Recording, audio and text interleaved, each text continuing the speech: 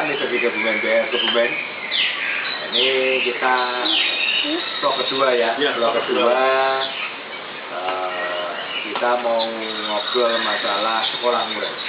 Jadi kalau sekolah murid saya ya sama Mr. G Kebumen BR aja. Karena gini, awal mula kita sekolah murid itu karena saya senang masteran. Jadi saya senang masteran. Apalagi yang unik-unik yang memang menurut saya di telinga itu untuk dimulai bagus sekali. Dan memang yang menganjurkan saya buka sekolah itu malah teman-teman dan konsumen. Nah, mereka datang ke tempat saya ngobrol ngomong, wah Pak ini lebih dari cukup untuk sekolah murah ya. Lebih dari cukup katanya.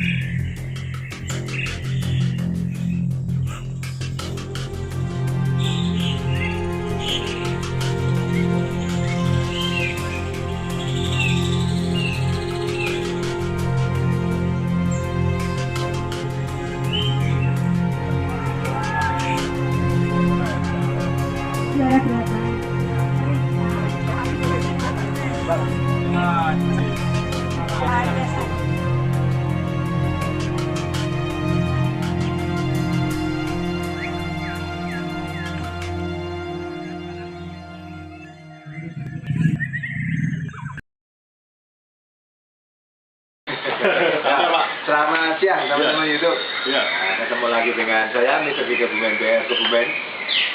Ini kita vlog kedua ya, vlog kedua. Kita mau ngobrol masalah sekolah murid. Jadi kalau sekolah murid saya ya sama Mr. G Kebumen BR aja. Karena gini, awal mula kita sekolah murid itu karena saya senang masteran. Jadi saya senang masteran. Apalagi yang unik-unik yang memang menurut saya di telinga itu untuk dimulai bagus sekali. Dan memang yang menganjurkan saya buka sekolah itu malah teman-teman dan konsumen. Nah, mereka datang ke tempat saya ngobrol ngomong, wah Pak ini lebih dari cukup untuk sekolah murah ya. Lebih dari cukup katanya. Nah, lebih dari cukup. Yang notabene setelah teman-teman lihat di tempat kita ya masterannya ini mumpuni gitu. Makanya ya awal mulanya berapa tahun yang lalu saya juga nggak tahu nih, karena kita ternak dari 10 ya. Sebelum ternak pun juga saya masterannya banyak, tapi tidak sebanyak ini. Iya Pak, ini barusan saya hitung ya, realnya ya. Realnya itu 501 burung. Dan untuk masterannya 88 Pak ya? 88. Jadi tadi ini hostnya ini kepengen tahu berapa jumlah murid di tempat saya gitu. Makanya penasaran, tak kasih kertas, tak suruh nulis sama perawat saya. Ada datanya. Ada datanya ini di sini. Jadi total dari indukan yang di kandang, indukan yang ambrol, terus pasangan yang bermasalah dalam tanda kutip, karena ada yang bulunya tua, nah, itu kan kita tarik. Terus pastol jantan betina, terus burung lomba termasuk burung lomba, termasuk trotol yang ada di tempat kita. Total 501. Ada tadi 501, terus masterannya dari depan sampai belakang ada 1, 2, 3, 4 tempat ya, 88 ekor. Ya lumayan capek. Jadi di sini ada 4 orang yang ngurus ya. Memang ada yang bagian kandang, ada yang bagian masteran, ada yang bagian cuci-cuci, produk cuci-cuci tempat makan minum. Oh iya Pak. Iya Pak, ini saya mau nanya aturan mainnya sekolah di paling melebar di mana Pak? Ini. Sebenarnya berapa? Saya memberikan tarif umum lah. Jadi per bulannya itu 500.000. Cuman aturan main saya mungkin khusus. Saya ngomong khusus seperti ini. 1, saya cuma menerima sekolah hasil grading tempat kita. Oh iya. Supaya objektif ya. Pertama. Yang kedua, saya memberikan garansi sampai lulus atau usia pastol atau 8 bulan plus minus. Kenapa seperti itu? Jadi kalau ada mati, ada lepas, ya nggak ketangkep. Amit-amit pernah juga yang dicolong orang. Sekolahnya free, totalnya free, kita ganti full. Itu mungkin yang belum ada di Indonesia, mungkin ya belum ada. Jadi kita masih ke saya, amit-amit mau dikirim dicuri orang atau lepas, tak ganti adiknya atau yang setara free, tidak ada biaya serupiah pun. Terus kalau ada kasus, jadi kita hitungnya cuma 6 bulan. Jadi saya kirim di 8 bulan. Saya jual total 2 bulan, sekolahnya 6 bulan. Nah, kalau ada masalah di bulu sampai mundur 10 bulan, sampai mundur setahun, itu free sisanya. Jadi cuma bayar 6 bulan, tahunnya pastol sampai di sana. Nah, pastolnya ini kalau pembayaran dibuka, itu kita kasih free sangkar bulat nomor 2 kurang lebih ya. Tapi kita sesuaikan dengan burungnya. Dalam arti burungnya itu gede, burungnya ekornya panjang atau tidak. Baru. Itu sangkar kurang lebih ya antara 800 sampai 1 juta lah, plus minus seperti itu. Terus kita kirim setelah kita ajarin keluar masuk karamba. Iya. Keluar masuk karamba lancar, pakai sangkar bulat kita baru kirim. Terakhir saya sendiri yang sebagai penguji kelulusan. Iya. Jadi penguji kelulusan itu seperti ini. Saya ngomong tidak banyak kasus, tapi ada 2-3 kasus dan saya mau cerita kasus saja. Saya punya pembeli orang Bekasi. Dia beli tractor saya titip 6 bulan. Setelah 8 bulan, 9 bulan saya ditanya, gimana Pak? Gitu. Saya ngomong, Pak, sorry Pak, saya tidak bisa meluluskan. Terus akhirnya, kenapa gitu? Pas kebetulan adiknya itu orang Kebumen. Oh iya. Akhirnya dia ngurus adiknya ke sini, tak jelaskan. Ini Pak, tak buka. Burungnya kondisinya bagus. Dia bingung pertama. Adiknya juga ngerti burung gitu. Bingung gitu. Pak, ini nggak ada masalah Pak. Kondisi juga bagus, saya juga seneng dalam segi potongan dan lain-lain lah. Saya seneng gitu. Tapi kenapa nggak lulus gitu? Saya bilang, karena saya belum pernah dengar bunyinya. Belum pernah dengar bunyinya. Bunyinya dalam arti apa? Larinya ke volume. Terus gimana Pak? Kalau ini saya lulusin nggak berani. Ini ada satu, saya tawarkan pengganti. Adiknya satu tetasan persis. Satu tetasan persis selama 1 bulan. Ekornya belum mentok. Ya 3/4. Tak buka, begitu dibuka bunyi. Bunyi, tarung bagus. Akhirnya isinya siapa? Nah, oke, nah ini saya berani lulusin. Silakan nanti lapor kakaknya ganti ini boleh. Seperti itu. Jadi terakhir sebelum dikirim itu saya kalau ada di tempat, tapi saya biasanya saya harus lihat sendiri baru bisa kirim. Jadi shift. Jadi di konsumen juga nggak terlalu banyak trouble. Jadi di kita buktiin juga sudah bunyi supaya nanti bicara adaptasi tidak bermasalah. Karena kita juga kepengennya adaptasi cepat di konsumen. Ada satu lagi kasus, nah yang lucu lagi yang nggak bunyi, itu akhirnya diambil temen. Saya ngomong, ini burung bagus harusnya nggak meleset gitu. Tapi karena belum bunyi, belum berani ngelowosin. Nggak apa-apa, tak bayar aja, dibayar sama dia. Akhirnya setelah 2 minggu lapor, wah ini burung mewah kok nggak mau. Nah, tapi pada waktu itu kan dari tempat saya pun nggak bunyi. Dibeli sama dia pun ya kayak orang beli kucing dalam karung, cuma lihat wujudnya aja. Tapi ya puji Tuhan sampai di sana tidak mengecewakan. Seperti itu. Kasus kedua ada dulu dicuri orang Pak. Pernah ada dicuri orang. Ya, saya harus sampaikan ke konsumen, dicuri orang, akhirnya konsumennya juga pengertian, kita ganti juga burung yang setara, grade-nya sama. Terus ada satu lagi yang lepas. Ya kita videoin lepas, memang burungnya lepas. Kita juga ganti. Jadi bergantinya free. Mungkin sekolah di Indonesia tidak memungkinkan rasanya kalau memberi garansi seperti itu, kecuali breeder juga. Kalau breeder tempat kita ada kemungkinan saya ngomong. Nah, jadi seperti itu. Jadi kalau aturan main yang lain sama lah. Kalau dengan biaya 500.000 itu kita foto jamret dan perawatan mungkin ya umum. Terus yang lain ya sama lah. Kalau mau dibayar 3 bulan juga nggak ada masalah. Yang penting sebelum burung dikirim diselesaikan. Jadi ya kurang lebih aturan main kita di sekolahan murid tempat saya seperti itu.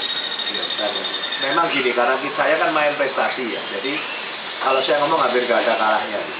Jadi kalau trotol juga tidak semuanya terserap. Yang tidak semua terserap itu apa? Kita produksi terus, tidak serta-merta orang senang beli trotol. Apalagi tren sekarang ini orang senangnya pastol. Iya.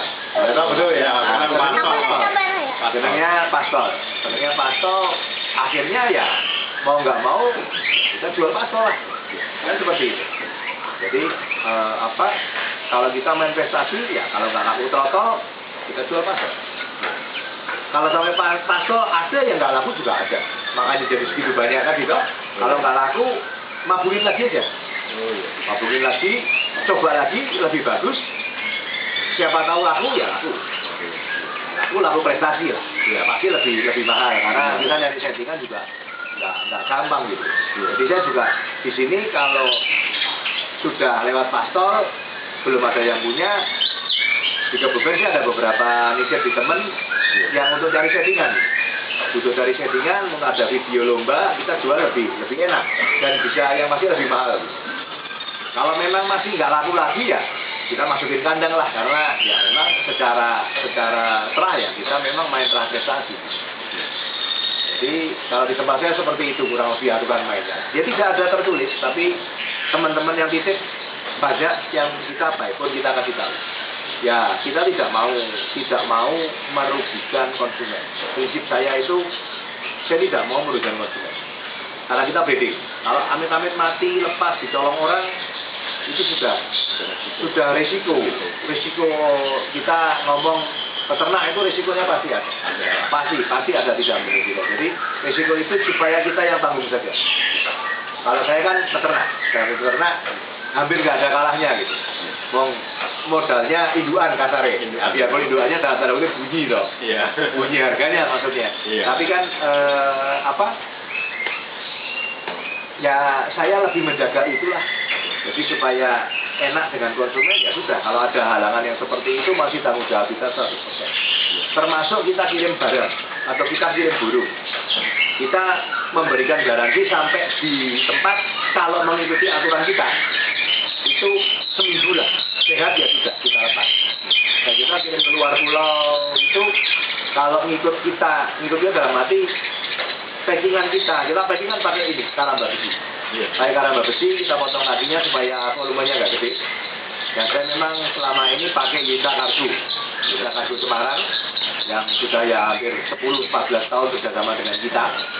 Itu nanti digrodong terus di cover sampai triplek aman. Nah kalau packingan ikut kita memang sedikit lebih mahal, tapi saya juga menggaransi sampai ke sana lebih seminggu burung aman sehat.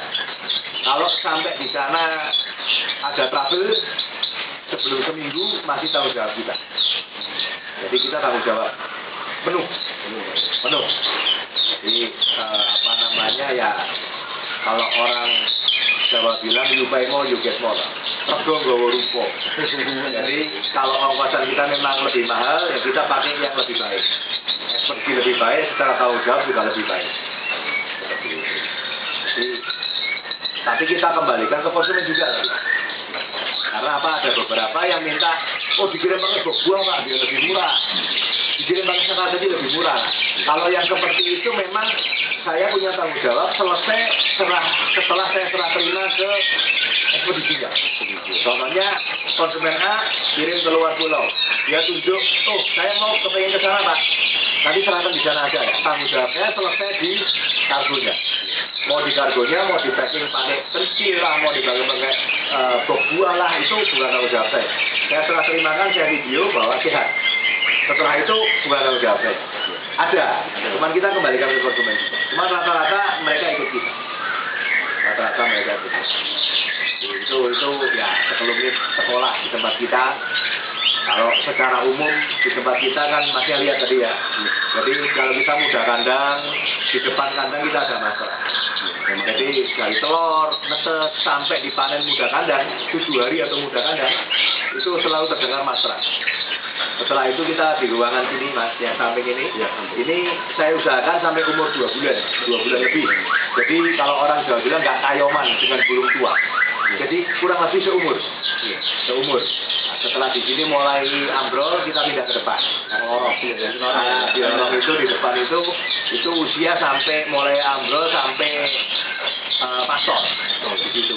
Setelah sampai pasol, yang sekolah selesai kita ajarin karamba dan lain-lain kita kirim. Jadi kalau Mas lihat jalan kan itu ada karamba mungkin sekitar berapa? 10 atau 15 gitu. Iya Pak, banyak Pak. Itu kita sekali mandi ya sekitar gitu, kita ajarin. Jadi kita kirim ke konsumen itu sudah keluar masuk karamba enak. Tapi kalau ada yang memang maunya mandi cepuk, di karamba masuk tapi susah, dia lebih senang ke cepuk ya kita harus sampaikan ke konsumen, ya ini memang senangnya mandi cepuk gitu. Kita nggak bisa paksa juga. Karena di burung lomba itu kan yang paling susah nyari settingan. Kalau dia maunya dicepuk ya kita kasih cepuk lah. Kalau dia maunya karamba ya kita kasih karamba. Itu oke. Jadi stepnya seperti itu. Jadi kita bagi ada 3 tempat sampai dia dari netes di kandang 2 bulanan terus pasok. Di sekolah kita seperti itu. Dan di setiap tempat ini pasti masterannya ya tadi lah total 88 ekor. Iya, 88. Di sini itu masalah 88 ekor. Turil ya, soalnya saya ngitung sendiri nih. Tadi itu saya nggak pernah ngitung. Ya saya kan ngomong saya nggak pernah ngitung. Iya. Jumlah murai yang ada itu saya nggak pernah ngitung. Iya. Makanya tadi kan kepo. Ya. Iya. Ini hostnya, wartawannya yang kepo ini. Kepo. Ya, tak kasih kertas sama perawat saya biar hitung sendiri. Keluar angkanya 501 ya. Iya. 501 sama 88. Iya. Seperti itu. Gitu ya. Mungkin ada tambahan lagi, Pak? Ya kalau kita mastering mastering banyak mastering ya rata-rata yang punya mastering kan lomba atau perawat istilahnya alumni ikut bos-bos besar dengan istilahnya pengalaman merawat burung-burung bagus. Itu kan dia coba juga sekolah mastering ya nggak ada salahnya, nggak apa-apa, berlomba-lomba aja secara fair setting burung, rawat burungnya di ujung akhirnya nanti di lapangan yang berbicara. Betul ya? Kita briefing segala sekolah, kita juga nggak bisa ngomong hitap nomor 1 enggak. Cuman saya cuma ngomongnya ya hasil briefing saya tidak jelek. Saya tidak ngomong bagus tapi tidak jelek. Termasuk hasil sekolah saya. Masteran saya juga saya tidak ngomong bagus tapi tidak jelek. Tidak jelek. Diharapkan juga hasilnya maksimal. Nah, kita nanti akhirnya teman-teman atau konsumen saya yang berbicara di lapangan. Jadi ada yang juara di SMM, juara 1, ada yang punya masih Bungkui, ya, salah satunya. Terus ada yang di Adromedasi, banyak. Yang event-event nasional juga sudah ada. Kayak kemarin di Araga itu ada juga. Terus yang sudah nggak di kita juga ada. Ya, belum masuk nomor 5, nomor 6. Ya cukup bagus lah, dalam arti cukup bagus.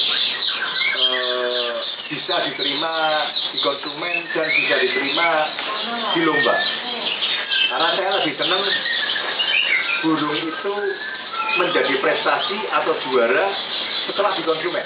Apalagi konsumennya yang biasa-biasa saja. Biasa-biasa saja. Bisa juara itu menurut saya luar biasa. Kalau cuma terah bagus, perawatannya kurang bagus, hasilnya juga tidak maksimal. Kalau perawatan bagus, hasilnya pasti maksimal. Terakhir hobi ini penting juga. Nah, keberuntungan ini penting.